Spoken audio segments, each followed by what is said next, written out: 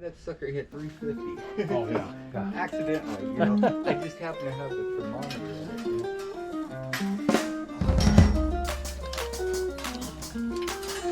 Alright, so did you want to just stroll around to point some of the stuff out that you got, or? Yeah, sure. Find out how, and then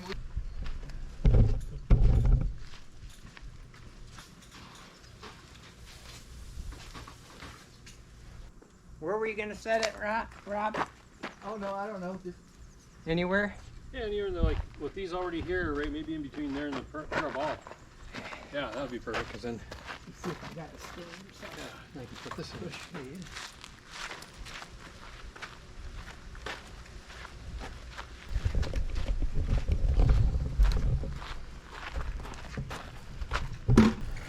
Okay. This draft collector there.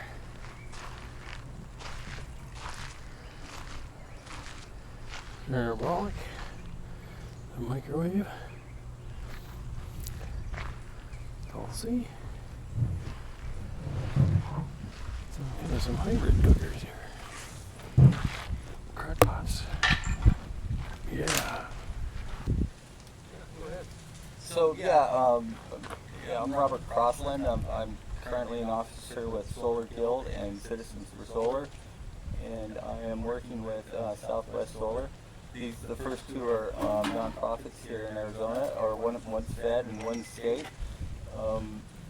Been with both groups probably for about 10-15 years. The Citizens for Solar, we have an annual potluck at Catalina State Park where we feed between 20 and 100 people or more, and it's our mandatory camp for 3 days, and so it's like a lot of fun. We've done some work for Catalina State Park where we put in many standalone systems on their camping areas and patios and such, and in return we get to have a giant group area for free, and they love us. We are like the second biggest group, I guess, that shows up to that park. Cub Scouts that eat out or something like that for a little jamboree that they do. Sure. The other nonprofit, if I could speak about it a little bit, came out of Team Community College. I was teaching photovoltaics in their basic and advanced class. The labs that they had were pretty small and unrealistic. I mean, the science was there, but the hands-on experience was missing. I contacted some friends of mine that worked in the field, and nobody was going to get allowed to be on a roof, and so we created a nonprofit with the students, or actually one of the students that helped us create, and we've done some magic. Pat will touch on some of the projects that we do for them. And then we're currently courting a company out of California that we might be building modules here in Tucson. They have a company, and they have the grant writers, and they know how to get the money. And what they do is we'll look for a warehouse on a maybe poor side of town. Excuse that part, but and then the first modules go on the people that need it the most, as opposed to the people off the golf courses. Not that nothing against golf courses, but it always seemed to me that the people that needed solar the most were the people in the barrio, or the ghetto, or where it's abuela, it's a grandma, just trying to make it on her fixed income, and the bills aren't getting any cheaper. In fact, I worked on a big solar site for our company here in town, the electrical company that supplies the power, and we built a giant system on the edge of town, which fulfilled their demands, the ACC's demands for alternative energy. And once that happened, any type of help or or breaks from our power company disappeared because we no longer needed to put it on rooftops. And so it's sort of been a little battle with photovoltaics here in Tucson. But the thing is, I mean, we have 370 days a year of sun, and even though when it's hot like this, they're not as efficient. They certainly are making power, and I don't really understand why power companies aren't pivoting to maybe smart grids or alternative ways to take care of their shareholders. It just seems like they want to use oil and coal and whatever right to the very end. But a magic thing happened a couple of years back. Like it sounds like photovoltaics and power from coal or oil are the same price, and so things are changing a little bit. It's pretty cool to see. So these are sunflowers. All right, so I got to tell you a story. What got me into solar was I met this sweet old couple at there's a housing development not too far from here, and it's as sustainable it's sustainable as you get in a desert. Housing development, they were really conscious on stuff that they were building, and I met the sweet old couple that they were making cookies, and that was Toby and Vivian, and they were just a real hoot. And then the speaker was Gabrielle Giffords at that event, and after she did her little talk, I just my heart fluttered. I was totally swooned. I hope this isn't too creepy, but I kind of fell in love with her. She was amazing, and she was really pro-solar, and she was real active here in Tucson, and I invited her to our union meeting. She attended the electrical union, 570. She came by and did a little talk over there, and of course recognized me, and I just thought that was the coolest thing ever.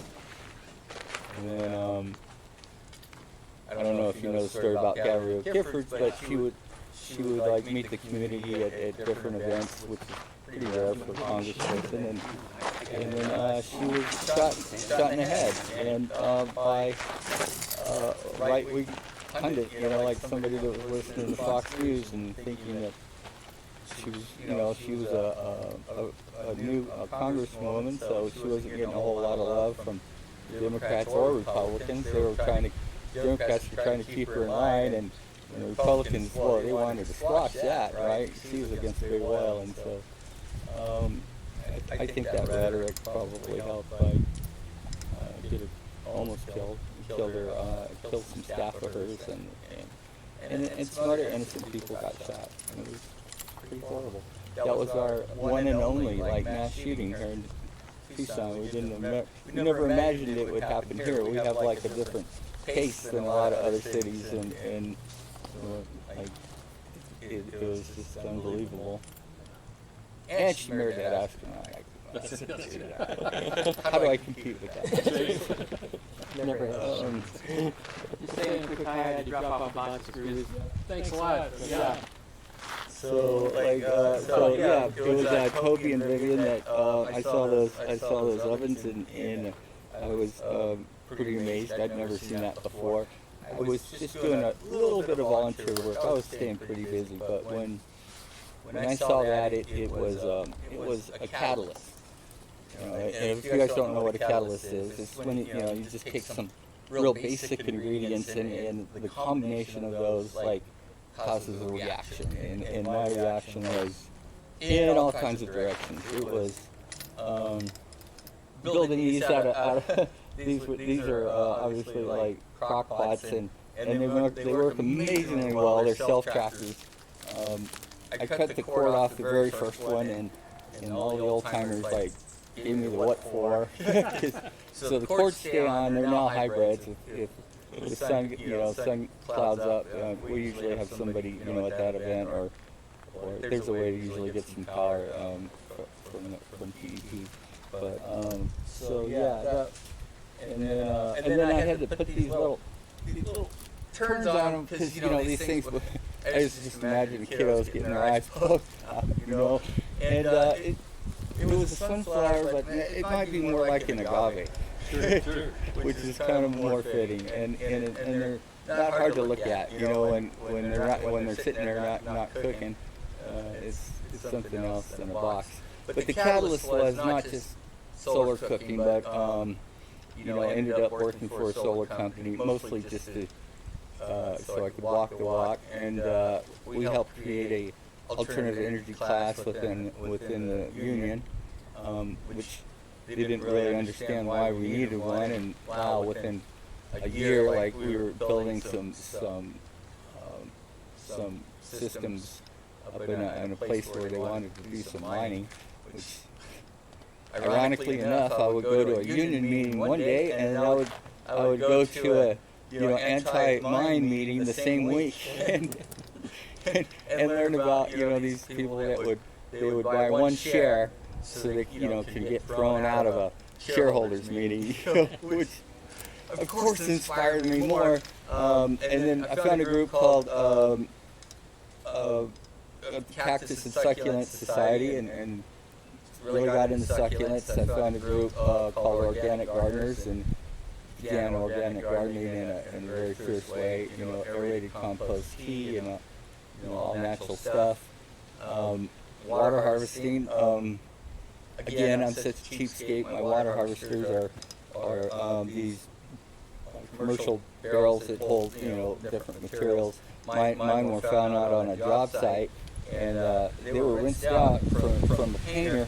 But he didn't want to take them back to Phoenix, and I ended up getting about 900 gallons of potential water storage for a couple 18 packs on ice. He was really happy, and I was stoked dragging these things home. I think I was taking them home in a convertible at the time. People were looking at me, but yeah, just blow and go. Just got them up in the air a little bit, and it's not a huge amount of water, but it's pretty. If I use it right, it's pretty close to the rainfall that we get here, unfortunately. I was going to point out there's this trough over here, and I want to mention the trough because we had a really good friend, Jerry Samaniego. His kiddos would, they had a piece of wire that ran through that, and then his kids would cook hot dogs for the other kids and people. So his kids were like super involved, and then he also, he worked as an officer, and his wife actually was with me on that board for a little while, and just really amazing people. He ended up going to Oregon, where he was running for. He's been trying to run for like local leadership there, and he's about him and Bill Cunningham and are some pretty amazingly sharp people. I look for Bill Cunningham in another video, perhaps. It was great. Yeah, that is. Yeah, we would get Bill Cunningham. We would invite him out to like the Children's Museum, and he would set up a solar panel, and he brought a keyboard, and he would play music right off the solar, and he's such a hoot. And then Mrs. Samaniego, she was going for some architecture class at the U of A, in which she was. Her thesis was a pirate ship in her backyard that was solar powered. She had some steps going up to the top, and they loved it. They ate it up. And then, in fact, she made a design of a house where they use natural materials, and you would build a big pile of dirt, say with your skid steer, and then cover it with concrete, and some rebar, and then make some entrances, and you dig that out, and you had like practically an underground home, and throw some of those lightweight lava rocks on top. It just got donated to my son's school, and is now a tortoise habitat.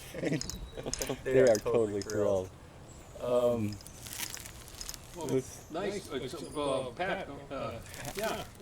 Yeah, I'll get a couple with Get it. your side of the story. Most of my information is more statistic. I'm the outgoing chair for Solar Guild Citizens for Solar. And again, the way it got started was classes for me 2009, 2010, where Rob was an adjunct professor at, and Chen Wei Hong was our professor of the Solar 101, and Zara Hong was our professor for Solar 102 Advanced. And we got to meet Deanna Lewis, who was doing a project, a pilot project for students, and we got introduced to her, and we started having meetings after our classes. And, I have about 25 names. I'm guessing you could probably run some credits at the end of your video that have a list of all of them, because it is just a long list of people that, from the beginning, Brian Smith and Dave Heimers and John. What's John's last name? It'll come to me. I've got it written down here. I want to add that Deanna Lewis was a troublemaking student. Like, she didn't show up for many classes, and I was like, what's up with this gal? And as she turns out, she was the biggest juggernaut of us all. Like, she's been working with Doctors Without Borders.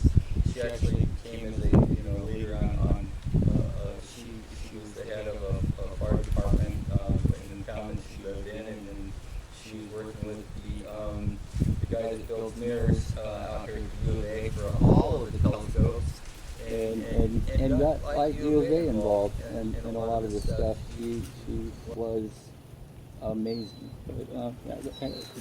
Allison was his last name, right? Yeah. John Allison. So they were the beginning board members, and originally we all were putting some money in to get things going, to get the letters that had to be taken care of through the newspapers and such, to get the articles of incorporation and such. So she helped us out a great deal, getting us going and starting demonstrations. We had a very big project at the Biosphere 2 that we had all our members, along with some of the high school classes from around Tucson, the science classes that helped out immensely. And did some things with the Girl Scouts that were actually came out door one time and found them cutting steel. Worried me a little bit. He seemed to worry Rob. And they were doing a 300 watt system, and best part I had of that is when I came into the back room of the school, and the students, these 13 and 14-year-old Girl Scouts, were on the whiteboard showing the neighborhood exactly how the system is working for the non-grid tied system that they built. So the Girl Scouts were involved with them. They were foster care all too. foster care. From Yuma. Yes. Yeah, from Yuma, which is It was a great project. And that was our first real, doing of it. And then we did a 500 watt project with the Goodwill, Good Futures folks, and that was a tremendous one. And then getting out and doing the demonstrations is always big. Probably the biggest one that we have is at STEM, out at the Northwest campus of Pima Community College, and we actually cook up about 1,100 cookies for the students and the teachers that are there. It's always the Friday, the week before Thanksgiving, so it's at a time when people are just starting to get so busy they wouldn't be able to do anything else, but this place is just packed with that, and a lot of the scientifically based companies from around Tucson show up for that. cookies is how I got cooked. They work. That's right.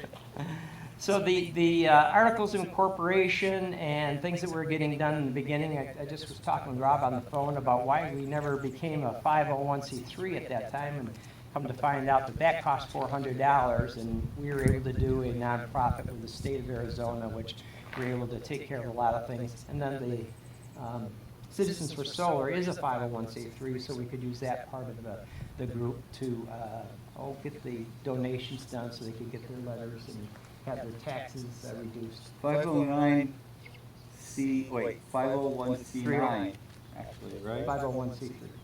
No, it's It is a 501c3, but it has even. Oh, and next, yes, it's the magical. It's like It's even the, better than your yeah, it's the average magical nonprofit. one. They get to do special things that a lot of people, Yeah, other we can projects. get government money, it's really easy. Yeah, grant money and such. and- But things around Tucson that we like to get always to the Earth Day, the Sustainable Tucson, Biosphere 2, Valley of the Moon. They used to have a thing called Solar Rocket. It was just great that, I can't remember exactly how that ended up not being around anymore, but that was a terrific thing. And then the Solar Potluck, like Rob said, that's how we really got our initial membership going along and going, having our sign-up sheets at that, and then talking to the Solar 101 and the Solar 102 advanced classes. A lot of our membership came from that, people that wanted to get the hands-on knowledge of installing solar. And that led to the solar cooking while we were doing the building and all that. Sure. The solar potluck in particular just appeals to me because it's the broad scope, volunteer run. I used to be a volunteer for my neighborhood where I said, until I hit a problem where I gotta have someone with credentials that needs to be paid, I'm gonna find every volunteer I can. And it was their crime prevention committee. And we ended up dropping crime over half, just through people walking and being a positive presence in the neighborhood, working with rental owners to make sure they knew the signs of drug dealing, just education. And communicating. Communicating, sitting down at the table, a lot of people said, well, rental owners, they were kind of like the enemy. I said, no, what, just sit down, let's have, breaking of bread, meet with them, find out what they're up against, find out where we can have mutual concerns. And within 2 years, crime almost vanished, our property values stopped plummeting, actually started to go up.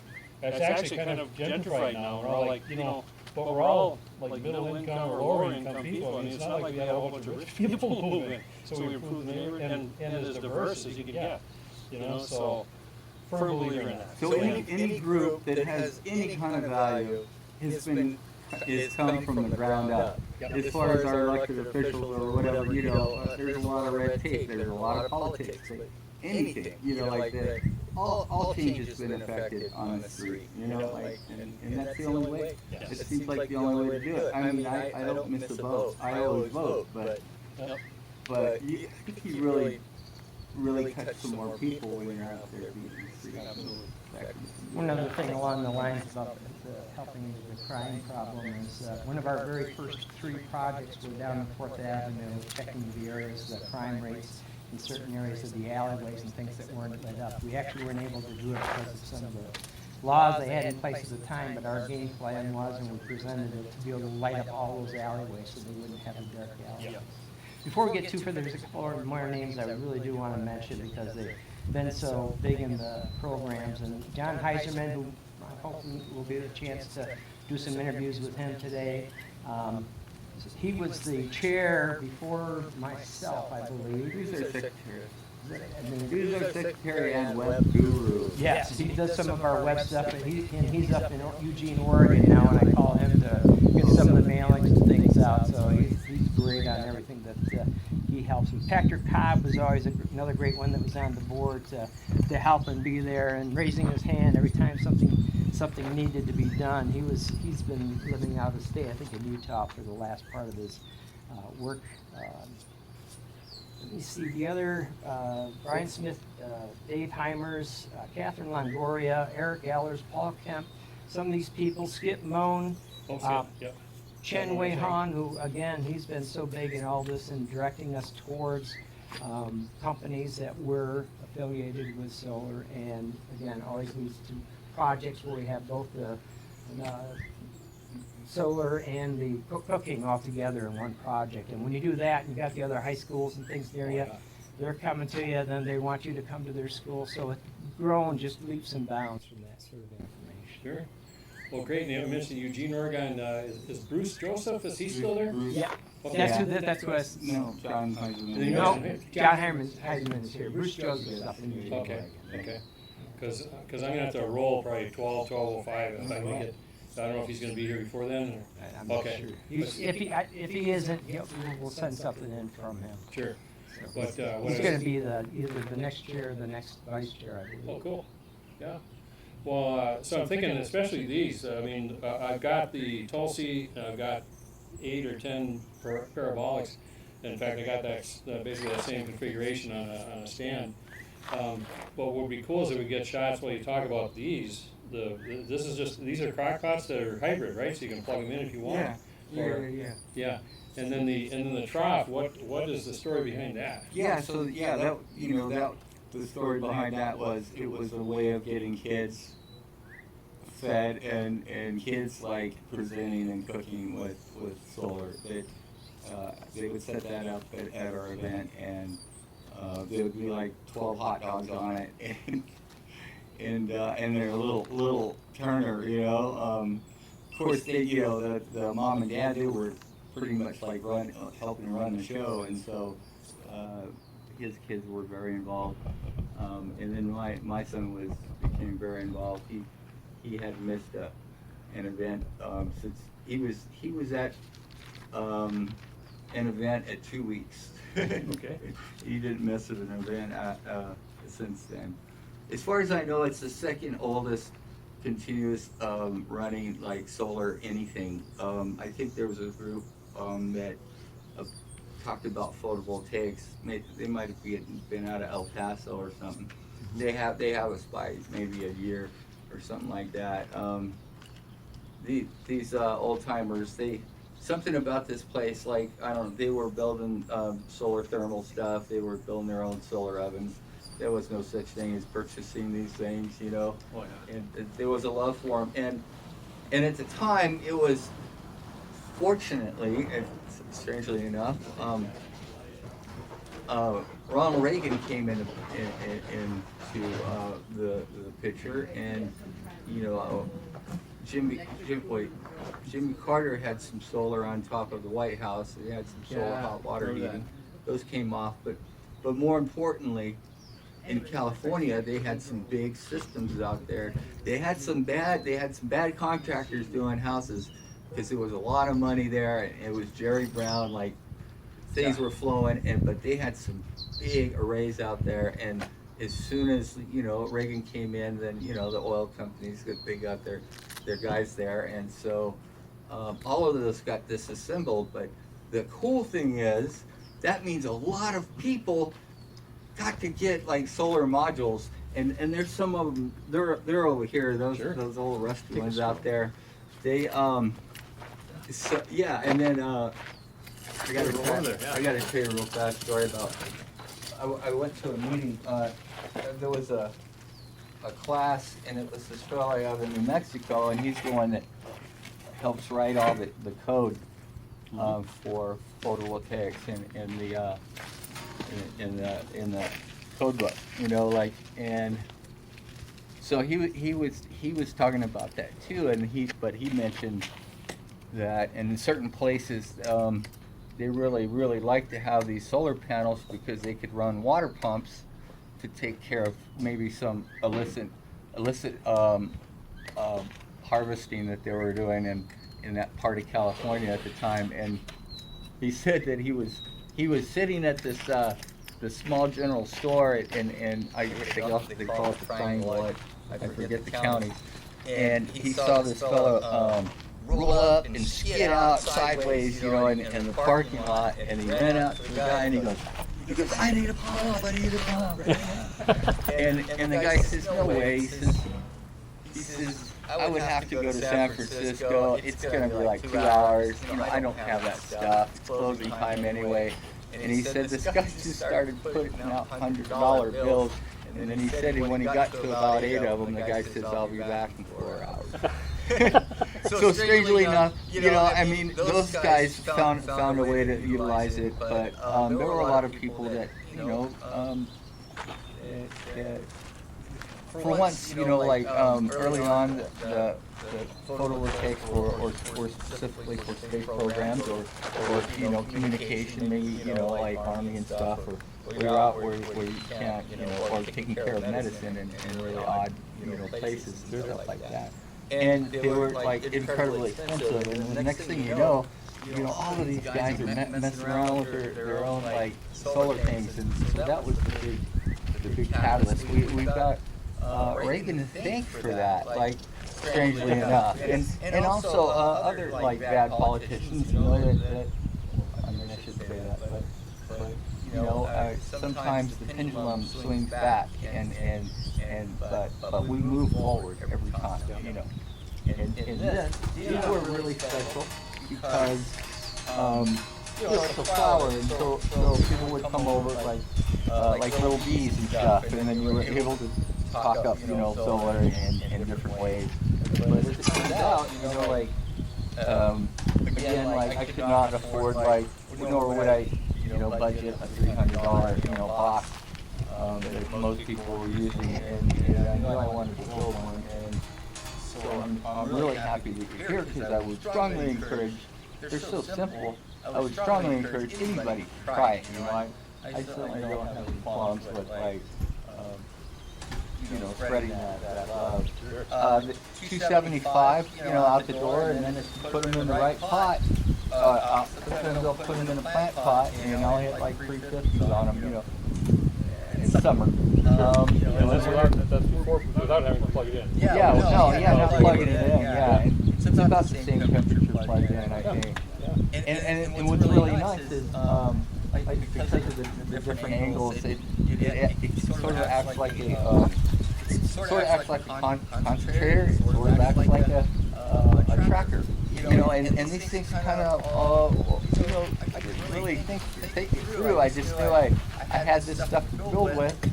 Even the screws came from the job site, you know, some self-cappers and stuff that were laying on the floor from the framing guys. Like, yeah, no, this type of, you know, if you get a good seal on it, the food is like incredibly moist.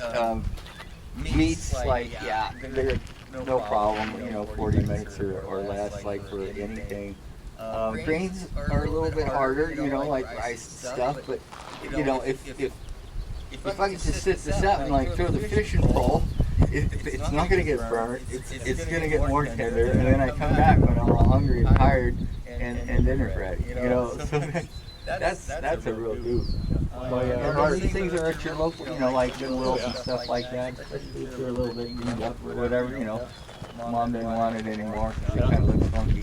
Our test at home was always rice and beans. Joe grew up in Latin America. Rice and beans, a little garlic, a little cumin, and all fast in the cooker. Take care of that. It's just direct like the Haynes parabolic or Haynes panel.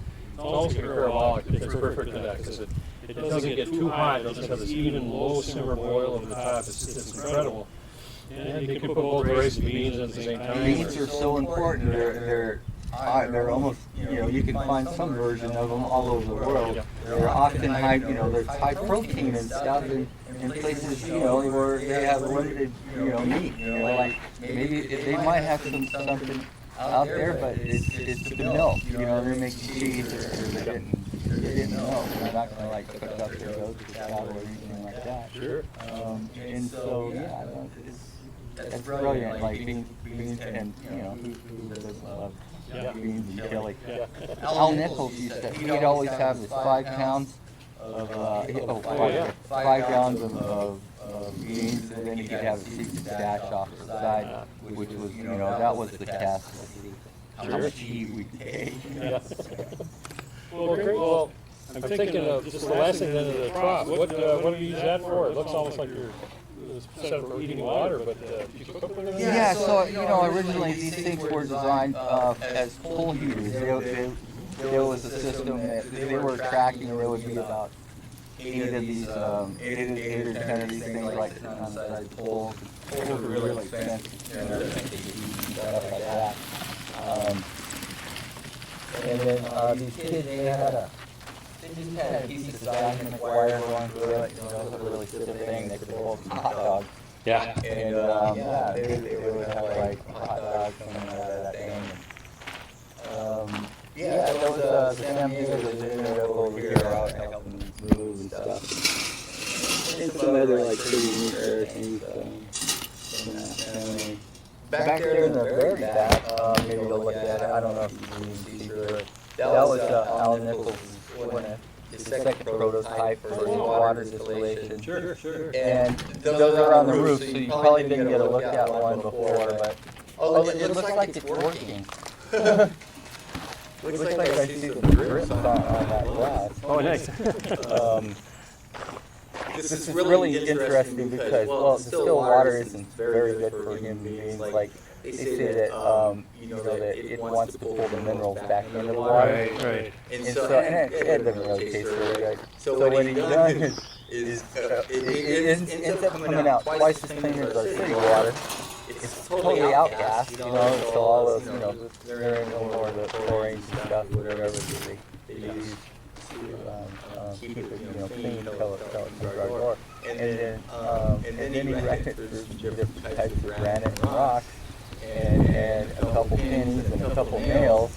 And what would happen is it would bring the taste back. It would still come back clean as the city water, but I'm not a water snob, but it was like so good. And then he did it on top of the roof, and he just plumbed in one of those little bar sinks, and it ate up, maybe 2 gallons a day or something like that. But Sure.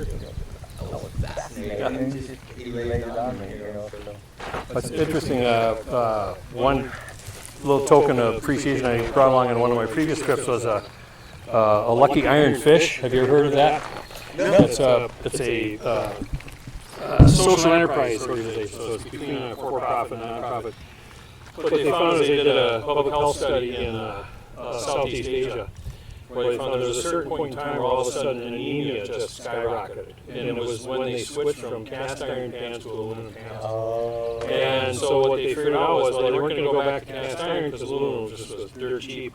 So they did an experiment where they gave like 100 families a cube of cast iron. And it was this type of cast iron that had just enough leaching properties to get the digestible iron back into their and they found that no one used it though, because it's like, well, it's a cube, it doesn't mean anything, it's a doorstop, it's a paperweight. So someone said, well, make it in the shape of this one fish that's unique to a river that goes through Southeast Asia, and a specific name, but they call it the lucky fish, because if you catch it, the mouth is shaped like with a natural smile. So it's almost like, thank you for catching me, you are now blessed.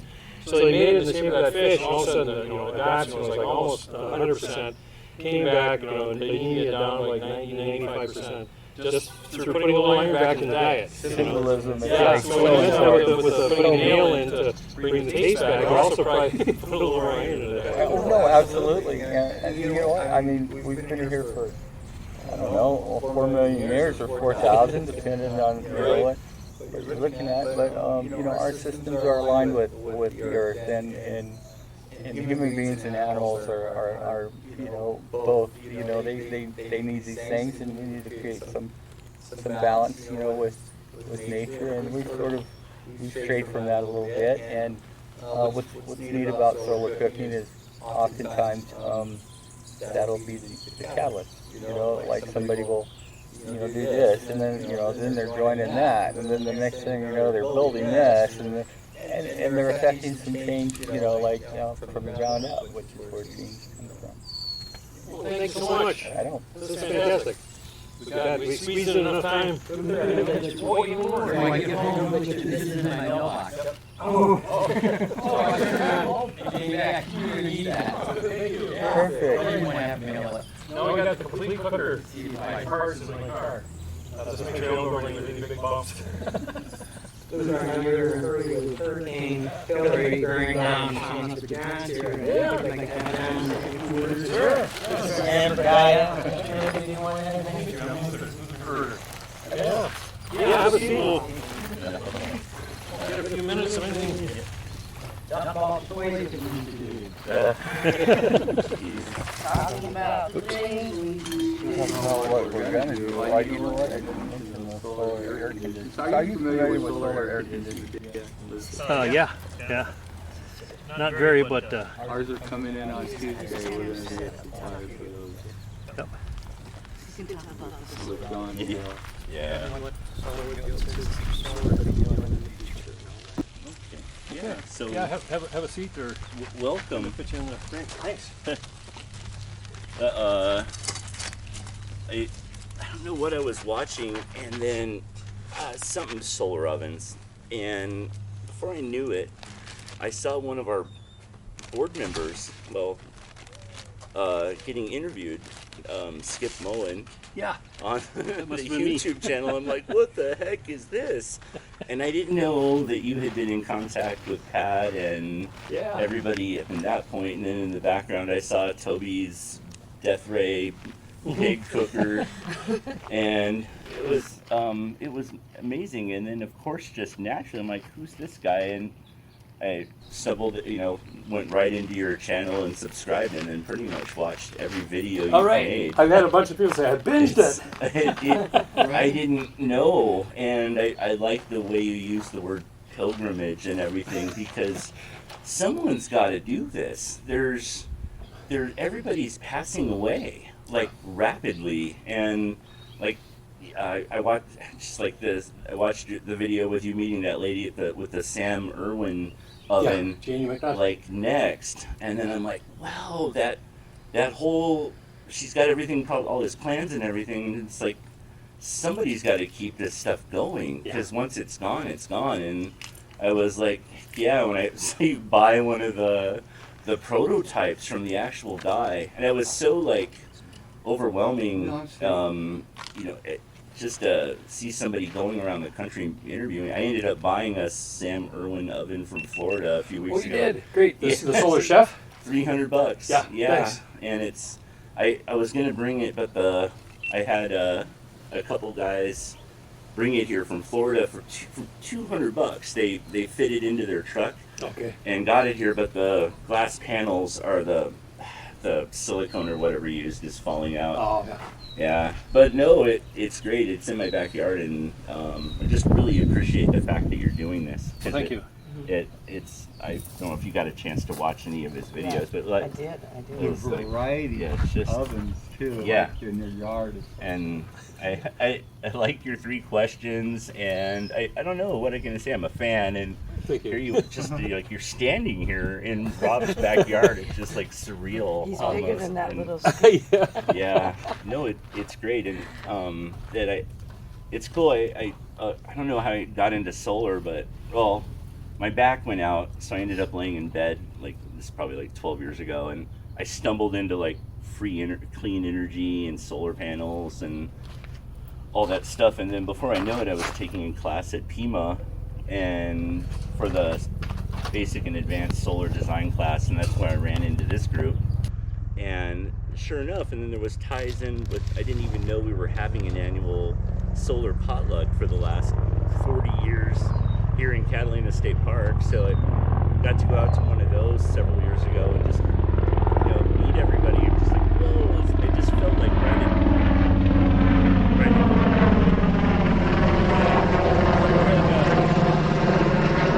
Interjection story. Visited Ray Serino in Alancha, California, middle of the desert. Yeah.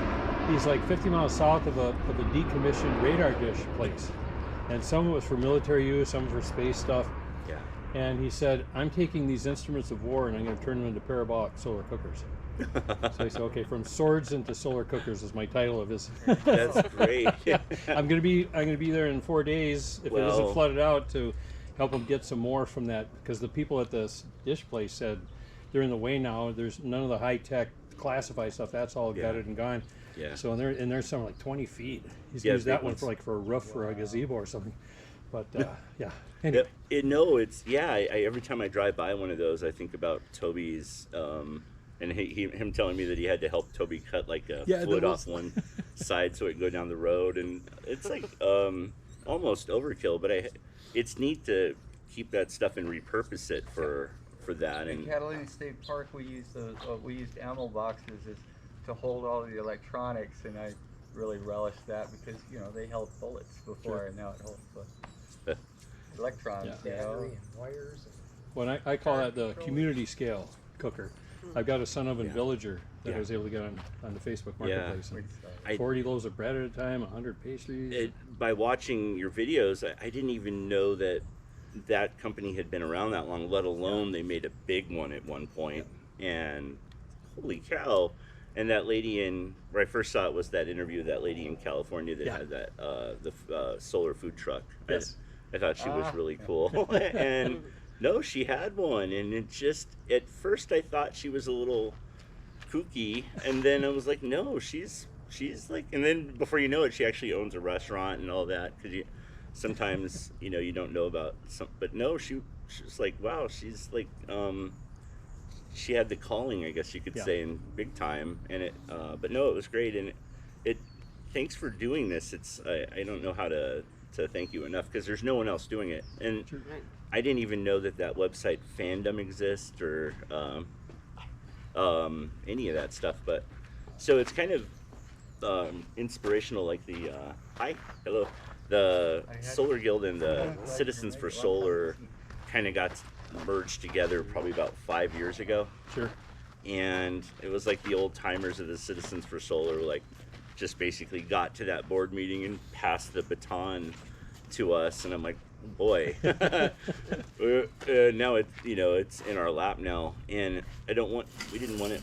We barely pulled one off this year, but it was our first one back from the hiatus, and a good amount of quality. Solar Potluck. Yeah, in April. Yeah, and a good amount of people made it out there, but a lot of thought has.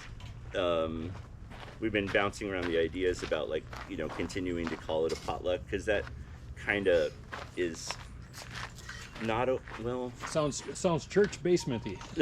Well, Right. well, I manage apartments, and we stopped doing, for just kind of health reasons or safety reasons. Probably about 10 years ago was our last potluck in an apartment complex, because the food's coming from different people's kitchens, and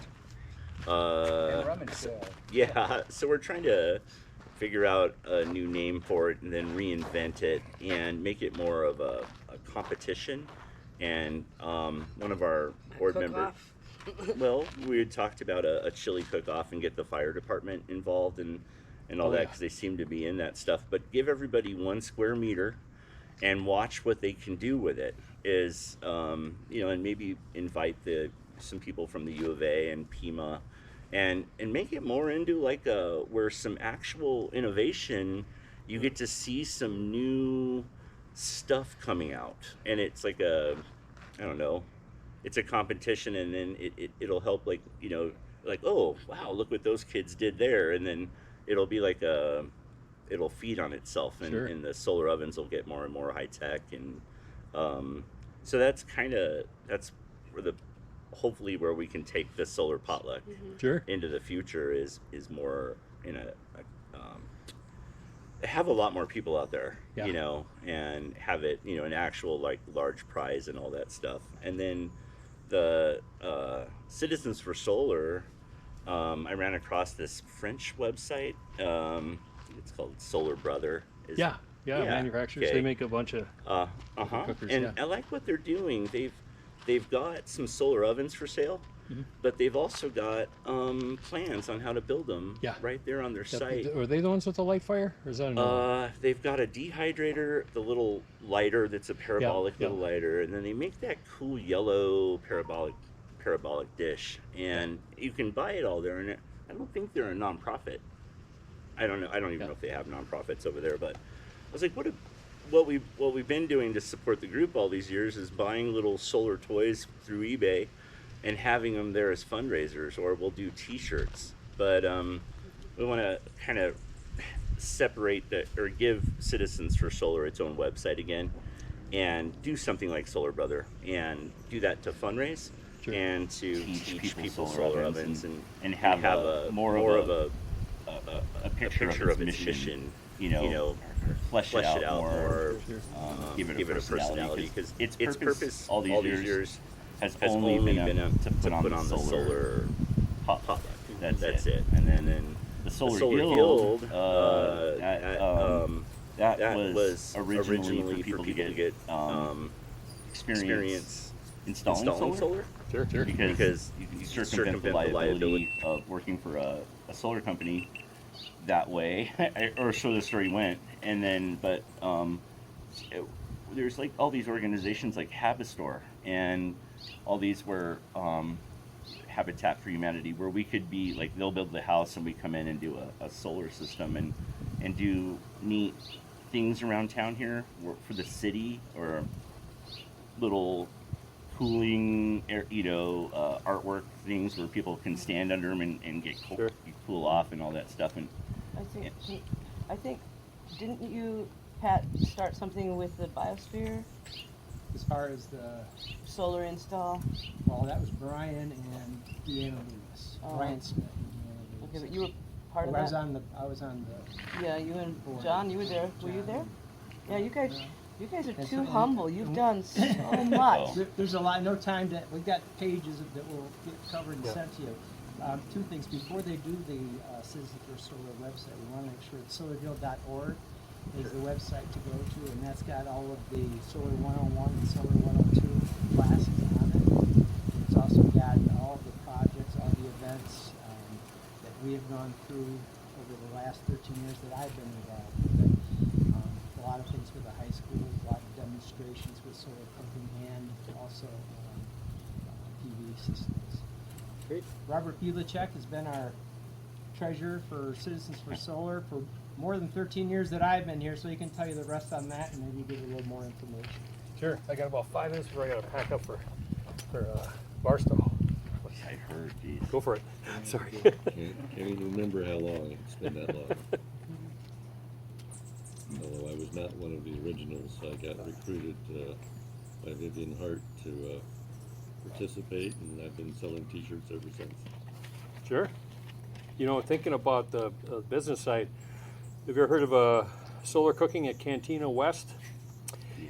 The guy in St. George, Utah, set up a reselling of everyone else's cookers that was available. Oh. Yeah, some from like that parabolic. He had 2 or 3 different versions of that.